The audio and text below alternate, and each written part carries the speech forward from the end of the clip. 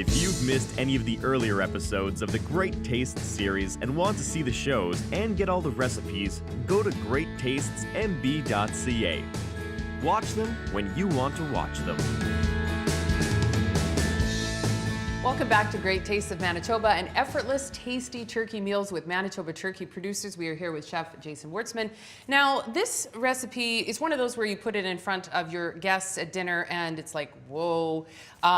It is effortless in the sense that you can sort of put together the sauce that goes with it, throw it in the slow cooker, and you can use it for this recipe. You can use it for a lot of other different things. Am I on the right track here? Yeah, absolutely. Okay. Yeah. So what's the process? Yeah, so again, it's a slow cooker recipe. We're using ground turkey. And Granny's turkey, of course. Yes. Yeah. Yeah.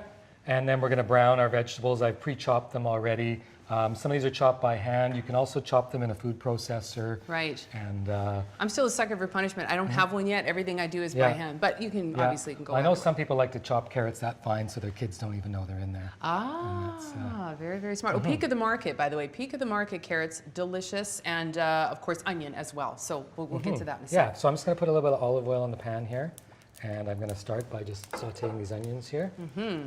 Okay. And I'll just grab this. You're on it. Like that.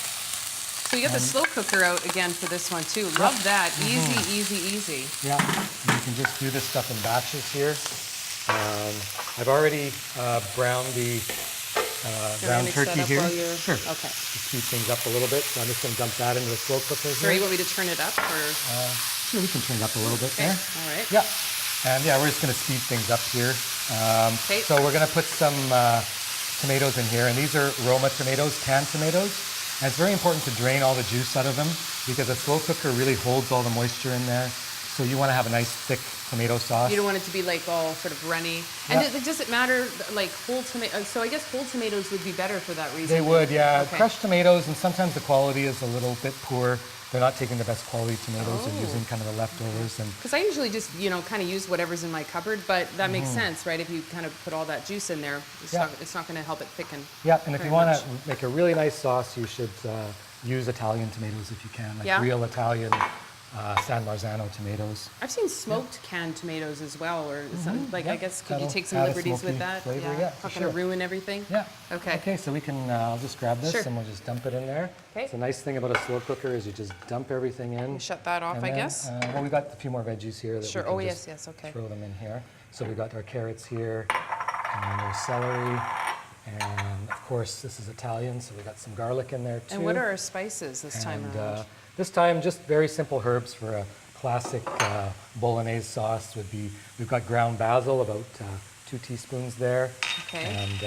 And then we got dried oregano ground as well. So can I ask a dumb question? Like, so why would you put the herbs in there as opposed to in here? Well, this is going to go for 6 hours, and you really don't need to.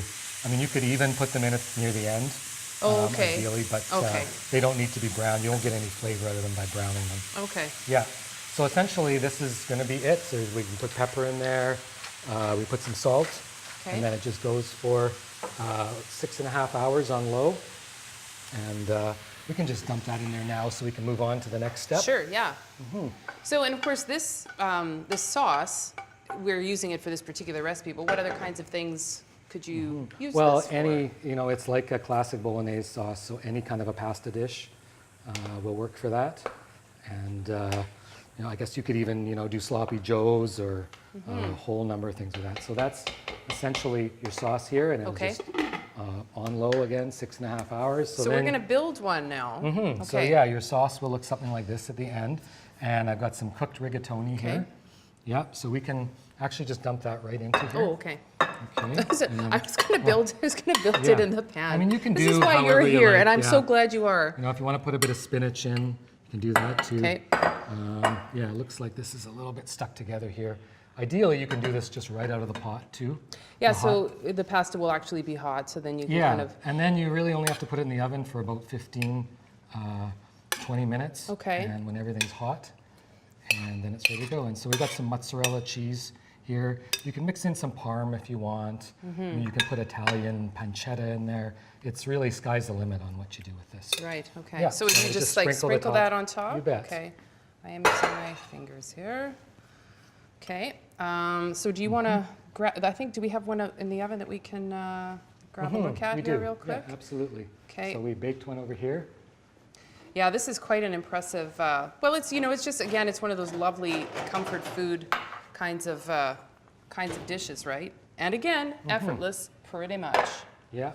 So See, there you go. Here is the finished version. Very nice. We dig right into that. I know that Aaron Alblas has had some interesting ideas here as far as beverage pairings, and I think that he's got a couple of different ways that he's going to go with your various effortless, tasty turkey meals. So we'll have him come back in just a sec.